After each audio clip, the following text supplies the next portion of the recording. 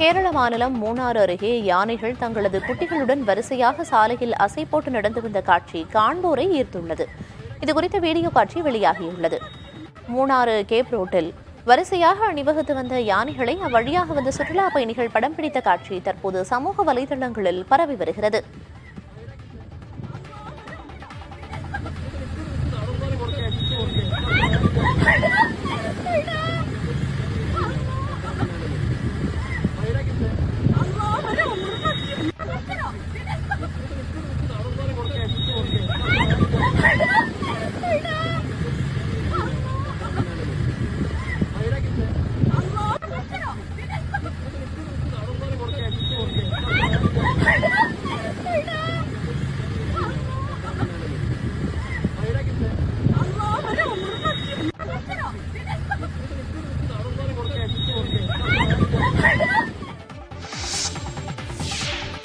கிளாம்பாக்கத்தில் ஏற்படும் போக்குவரத்து நெரிசலை குறைக்கும் வகையில் தற்காலிகமாக சாலை மேம்பாட்டு பணிகள் மேற்கொள்ளப்பட உள்ளதாக தமிழக அரசு தெரிவித்துள்ளது.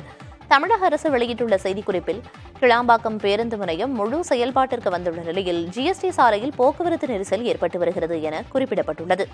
இந்த போக்குவரத்து நெரிசலை குறைக்கும் வகையில் தேசிய நெடுஞ்சாலை ஆணையம் சார்பில் வண்டலூர் சந்திப்பு முதல் காட்டாங்குளத்தூர் வரை உயர்மட்ட மேம்பாலம் அமைக்கப்பட உள்ளது. இதற்கான பணிகள் நடப்பாண்டு இறுதியில் தொடங்கும் என்றும் எதிர்பார்ப்பதாக தமிழக அரசு கூறியுள்ளது. இந்த சூழலில் தற்காலிகமாக போக்குவரத்து நெரிசலை குறைக்கும் வகையில் கிளாம்பாக்கம் பேருந்து முனையம் எதிரே சாலை மேம்பாட்டு பணிகள் மேற்கொள்ளப்பட உள்ளதாகவும், இப்பணிகள் தேர்தல் நடத்தை விதிமுறைகள் முடிந்த பிறகு தொடங்கப்பட்டு விரைவில் முடிக்கப்படும் எனவும் தமிழக அரசு தெரிவித்துள்ளது.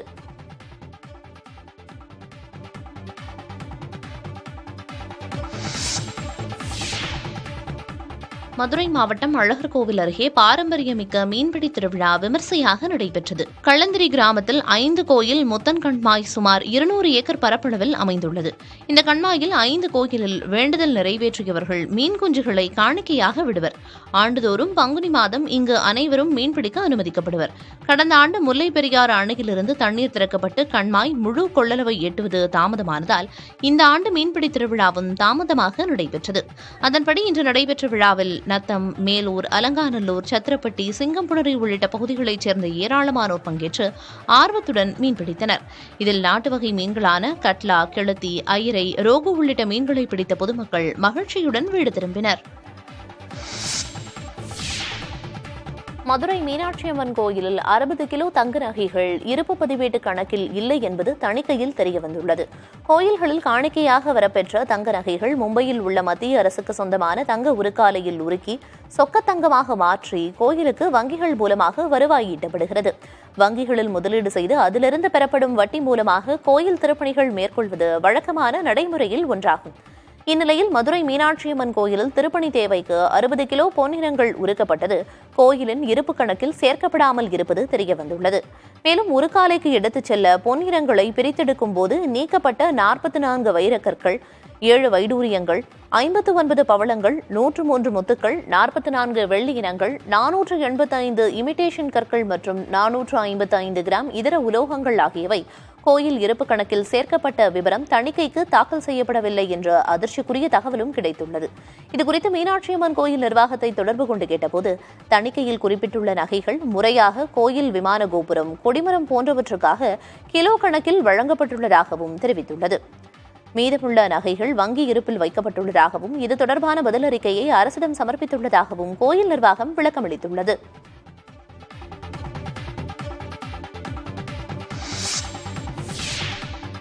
ராமநாதபுரம் மாவட்டம் சாயல்குடி பகுதியில் உள்ள ஒரு மருத்துவமனையில் ஒரே ஊசியே அனைவருக்கும் பயன்படுத்தப்படுவதாக புகார்கள் எழுந்துள்ளன. இதுகுறித்து விசாரணை நடத்தி உரிய நடவடிக்கை எடுக்க வேண்டும் என மாவட்ட சுகாதாரத்துறை அதிகாரிகளிடம் பொதுமக்கள் வேண்டுகோளை முன்வைத்துள்ளனர். ஒரே ஊசியையே பலருக்கும் பயன்படுத்துவதாக கூறி வீடியோ எடுத்த நபர் அதை சமூக வலைதளங்களில் பதிவிட்டுள்ளார்.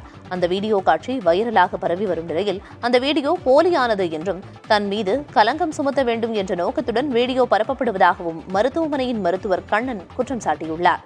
மேலும் இது தொடர்பாக சாயல்குடி காவல் நிலையத்தில் மருத்துவர் கண்ணன் புகார் ஒன்றையும் கொடுத்துள்ளார். இதுகுறித்து சுகாதாரத்துறை அதிகாரிகளிடம் கேட்டபோது இந்த புகார் குறித்து தங்களுக்கு எந்த தகவலும் கிடைக்கவில்லை என்றும், இதுகுறித்து சம்பந்தப்பட்ட மருத்துவமனையில் ஆய்வு செய்து உண்மையாக இருக்கும் பட்சத்தில் உரிய நடவடிக்கை எடுக்கப்படும் என்றும் தெரிவித்துள்ளனர்.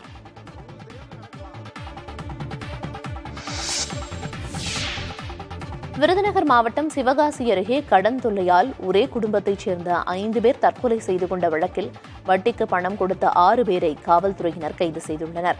திருத்தங்கல் பாலாஜி நகரைச் சேர்ந்த லிங்கம் என்பவர் மகள் ஆனந்தவல்லி, மகன் ஆதித்யா மற்றும் மகளின் குழந்தை சஷ்டிகா ஆகிய 3 பேருக்கும் விஷம் கொடுத்துவிட்டு தனது மனைவி பழனியம்மாளுடன் சேர்ந்து தூக்கிட்டு தற்கொலை செய்து கொண்டார். கடன் பிரச்சனையால் ஒரே குடும்பத்தைச் சேர்ந்த 5 பேர் தற்கொலை செய்து கொண்ட சம்பவம் பெரும் அதிர்வலைகளை ஏற்படுத்திய நிலையில் இதுகுறித்து வழக்கு பதிவு செய்து காவல்துறையினர் விசாரணை மேற்கொண்டு வந்தனர். இந்நிலையில் அவர்களுக்கு வட்டிக்கு பணம் கொடுத்த 6 பேரை காவல்துறையினர் கைது செய்துள்ளனர்.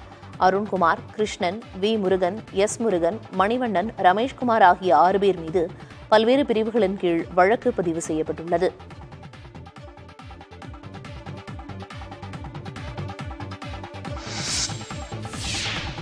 நாட்டின் பொருளாதார வளர்ச்சி நடப்பாண்டில் 6.8 விழுக்காடாக வளர்ச்சி காணும் என சர்வதேச தர ஆய்வு நிறுவனமான மூடிஸ் தெரிவித்துள்ளது. ஜிஎஸ்டி வசூல், வாகனங்கள் விற்பனை அதிகரிப்பு, நுகர்வோர் தேவை அதிகரிப்பு மற்றும் உற்பத்தி அதிகரிப்பு போன்ற காரணங்களால் இந்தியாவின் பொருளாதார வளர்ச்சி அதிகரிக்க வாய்ப்புள்ளதாக மூடிஸ் கூறியுள்ளது.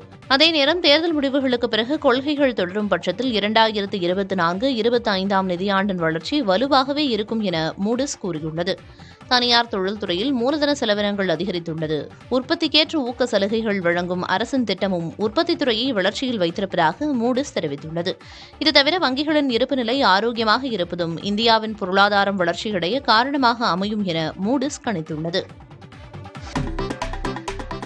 கோடை விடுமுறையை முன்னிட்டு குற்றால அருவிகளில் காலை முதலே சுற்றுலா பயணிகள் குவியத் தொடங்கியுள்ளனர். கேரளாவில் தென்மேற்கு பருவமழை தொடங்கியுள்ள நிலையில் குற்றால அருவிகளில் தண்ணீர் வரத்து அதிகரித்துள்ளது. குற்றால அருவிகளான மெயின் அருவி, ஐந்தருவி, பழைய குற்றாலம், புலி அருவிகளில் சீராக நீர் விழுவதால் சுற்றுலா பயணிகளின் கூட்டம் அதிக அளவு காணப்படுகிறது. குற்றாலம் மெயின் அருவியில் சுற்றுலா பயணிகள் அருவியில் உற்சாகமாக குளித்து மகிழ்ந்து வருகின்றனர்.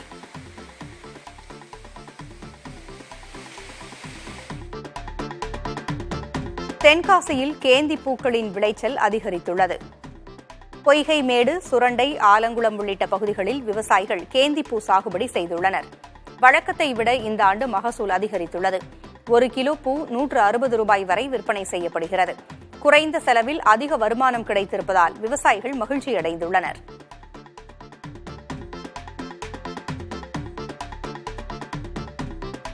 மேட்டூர் அணையில் புதுப்பொலிவுடன் காட்சியளிக்கும் ஜலகண்டேஸ்வரர் ஆலய நந்தி சிலையை காண சுற்றுலா பயணிகள் வரத் தொடங்கியுள்ளனர். நீர்மட்டம் 65 அடியாக சரியும் பொழுது தலை காட்டும் நந்தி சிலையை காண தமிழகம் முழுவதிலுமிருந்து பொதுமக்களும் சுற்றுலா பயணிகளும் பண்ணவாடி பரிசல் துறைக்கு வந்து செல்வது வழக்கம்.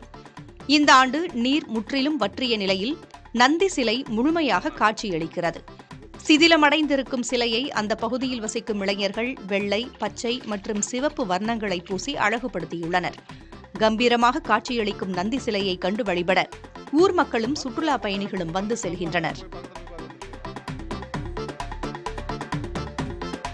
நீலகிரி மாவட்டம் கூடலூருக்கு அருகே காட்டு யானைகளின் நடமாட்டம் அதிகரித்திருப்பதால் ஒலிபெருக்கி மூலம் வனத்துறையினர் மக்களுக்கு எச்சரிக்கை விடுத்து வருகின்றனர். விதர்காடு சுற்றுப்பகுதிகளில் அண்மை காலமாக காட்டு யானைகளின் நடமாட்டம் அதிகரித்துள்ளது. இந்த பகுதிகளில் வனத்துறையினர் இரவு முழுவதும் பாதுகாப்பு பணியில் ஈடுபட்டு வருகின்றனர். மேலும் யானைகள் நடமாட்டம் குறித்து ஒலிபெருக்கி மூலம் மக்களுக்கு எச்சரிக்கை விடுத்து வருகின்றனர். இப்பகுதி வாழ் பொதுமக்களுக்கு வனத்துறை சார்பாக ஒரு முக்கிய அறிவிப்பு. இப்பகுதியில் யானை முகாமிட்டுள்ளதனால் பொதுமக்கள் யாரும் வெளியில் இறங்கி நடமாட வேண்டாம் என வனத்துறை சார்பாக மிக பணியுடன் கேட்டுக்கொள்கிறோம். கோவை மாவட்டம் பொள்ளாச்சிக்கு அருகே வீட்டில் கஞ்சா செடி வளர்த்தவரை காவல்துறையினர் கைது செய்தனர். குள்ளக்காப்பாளையம் கிராமத்தில் உள்ள ஒரு வீட்டில் கஞ்சா செடிகளை வளர்ப்பதாக தாலுகா காவல்துறையினருக்கு ரகசிய தகவல் கிடைத்தது. இதையடுத்து திருப்பூர் பனியன் தொழிற்சாலையில் டெய்லராக பணியாற்றி வரும் ஜே காலனியைச் சேர்ந்த ஈஸ்வரன் என்பவர் வீட்டை ஆய்வு செய்தபோது கஞ்சா செடிகளை வளர்ப்பது தெரியவந்தது. அங்கிருந்த 13 கஞ்சா செடிகளை பறிமுதல் செய்த காவல்துறையினர் ஈஸ்வரனை கைது செய்தனர்.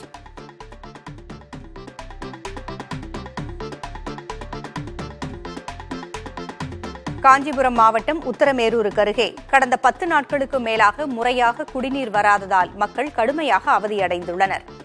அழிசூர் கிராமத்தில் 1500க்கும் மேற்பட்ட மக்கள் வசித்து வருகின்றனர். இப்பகுதியில் மின் மோட்டார் பழுது மற்றும் குடிநீர் குழாய் உடைப்பு காரணமாக கடந்த 10 நாட்களாக முறையாக குடிநீர் வழங்கப்படவில்லை என்று கூறப்படுகிறது. மாவட்ட நிர்வாகம் குடிநீர் வழங்க நடவடிக்கை எடுக்க வேண்டும் என மக்கள் கோரிக்கை விடுத்துள்ளனர்.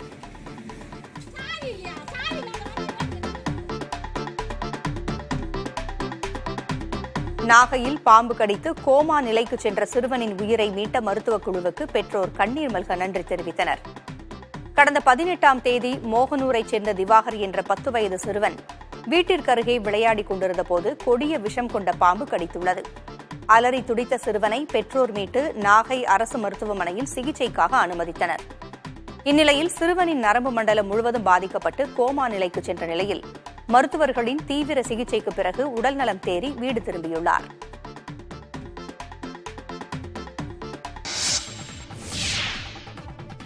முல்லை பெரியாறு அணையில் இருந்து தமிழக பகுதி பாசனத்திற்காக இன்று தண்ணீர் திறக்கப்படுகிறது.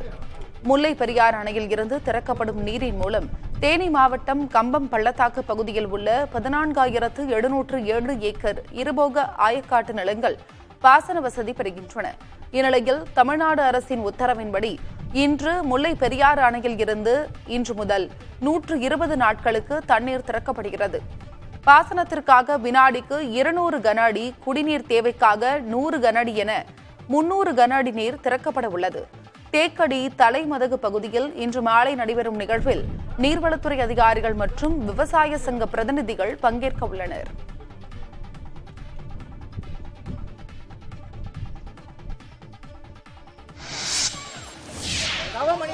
மதுரை மாவட்ட அரசு அருங்காட்சியகம் சார்பாக காந்தி நினைவு அருங்காட்சியகம் வளாகத்தில் சிறுவர்கள் மற்றும் பெரியவர்களுக்கு நுங்கு வண்டி பந்தயம் நடைபெற்றது. இதில் 100க்கும் மேற்பட்டோர் வயது வித்தியாசமின்றி ஆர்வத்துடன் பங்கேற்றனர். சிறுவர்களும் மகிழ்ச்சியுடன் கலந்து கொண்டு விளையாடினர்.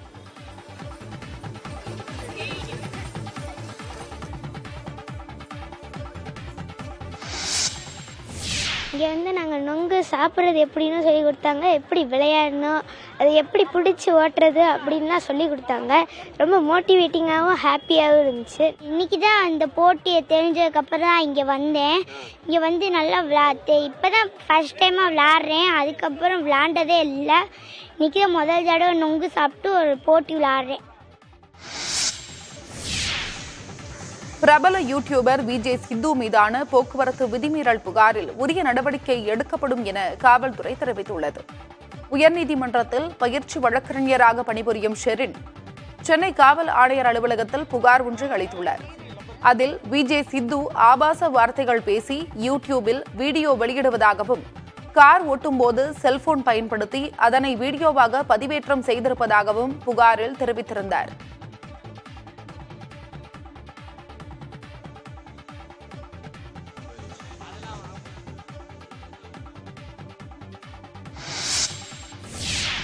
மீனம்பாக்கம் ஏர்போர்ட் ரோட்ல வந்துட்டு அவர் கார்ல டிரைவ் பண்ணிட்டு இருக்கும்போது செல்போன் யூஸ் பண்ணிட்டு வண்டி ஓட்டிட்டு இருக்கிறாரு. அசிங்கமான வார்த்தைகள் எல்லாம், தகாத ஃபில்த்தி லாங்குவேஜஸ் எல்லாமே யூஸ் பண்ணி பேசுறாரு. ஸோ அதுக்காக அந்த வீடியோஸ் எல்லாமே என்னோட ஃபேமிலியில குழந்தைங்களுமே வந்துட்டு பார்த்து காலையில பார்த்துட்டு இருக்காங்க. ஸோ அது பார்க்கும்போது நான் ஆல்ரெடி நிறைய கம்ப்ளைண்ட்ஸ் அதை பத்தி வரும்போது சரி கொடுக்கலாம் அப்படின்னு சொல்லிட்டு நாங்கள் இந்த கம்ப்ளைண்ட் எனக்கு ரைஸ் பண்ணியிருக்கோம். ஸோ இன் ஃபியூச்சர் வந்துட்டு இந்த மாதிரியான டிராபிக் வயலேஷன்ஸ் எல்லாருமே வந்துட்டு கடைபிடிக்கணும் அப்படிங்கிறதுக்காக நாங்கள் இந்த கம்ப்ளைண்ட் கொடுத்திருக்கோம். இது தொடர்பாக சென்னை காவல்துறை வெளியிட்டுள்ள எக்ஸ் பதிவில், புகாரில் தெரிவிக்கப்பட்டிருந்த வீடியோ கடந்த ஆண்டு நவம்பரில் வெளியானது என்றும் அதனை ஆராய்ந்து உரிய நடவடிக்கை எடுக்கப்படும் என்றும் தெரிவித்துள்ளது. கடந்த சில நாட்களுக்கு முன்பு யூடியூபர் டிடிஎஃப் வாசன் கார் ஓட்டியபடி வீடியோ வெளியிட்டதால் கைது செய்யப்பட்டது குறிப்பிடத்தக்கது. திருவாரூர் மாவட்டம் மன்னார்குடி அருகே 100 ஏக்கர் நெற்பயிர்களில் வினோத நோய் தாக்கியுள்ளது விவசாயிகளை கவலையடைய வைத்துள்ளது. திருமக்கோட்டை கோவில் நத்தம் கிராமங்களில் அறுவடைக்கு தயாராக இருந்த கோடை நெற்கதிர்கள் பாதிக்கப்பட்டுள்ளது. ஒரு வாரம் பெய்த மழையால் வயல்களில் தண்ணீர் தேங்கியது. இதனால் வினோத நோய் தாக்கம் ஏற்பட்டுள்ளதாக புலம்பும் விவசாயிகள் நெல்மணிகளில் இருந்த சதைப்பற்று மாயமாகி பதராக மாறியுள்ளதாக வேதனை தெரிவித்தனர். ஈரம் குறையாததால் அறுவடை செய்வதில் சிக்கல் ஏற்பட்டுள்ளது. இதனால் 100 ஏக்கரில் செய்யப்பட்ட 51ஆம் எண் நெல் சாகுபடி பலன் தரவில்லை எனவும் புலம்புகிறார்கள் விவசாயிகள். அரசு உடனடியாக ஆய்வு செய்து இழப்பீடு வழங்க வேண்டும் என விவசாயிகள் கோரியுள்ளனர்.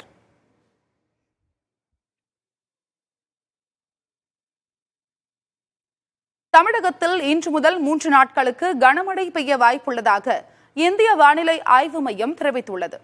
மாநிலத்தின் பல்வேறு பகுதிகளிலும் தரைக்காற்று 40 கிலோமீட்டர் வேகத்தில் வீச வாய்ப்பிருப்பதாகவும் அப்போது இடியுடன் கூடிய மழை பெய்யும் என்றும் வானிலை ஆய்வு மையம் கணித்துள்ளது. கோவை, கன்னியாகுமரியில் தென்மேற்கு பருவமழை தொடங்கியுள்ளதாகவும் தென் தமிழகத்தின் சில பகுதிகளில் அடுத்த 3 நாட்களுக்குள் தொடங்கும் என்றும் தெரிவிக்கப்பட்டுள்ளது. வட மாநிலங்களில் தொடர்ச்சியாக வெப்ப அலை நிலவி வந்த சூழலில் இன்றும் நாளையும் வெப்ப அலை நீடிக்கும் என வானிலை ஆய்வு மையம் கூறியுள்ளது. அதே சமயம் நாளை மறுநாள் முதல் வெப்ப அலைக்கான எச்சரிக்கை எதுவும் விடுவிக்கப்படவில்லை.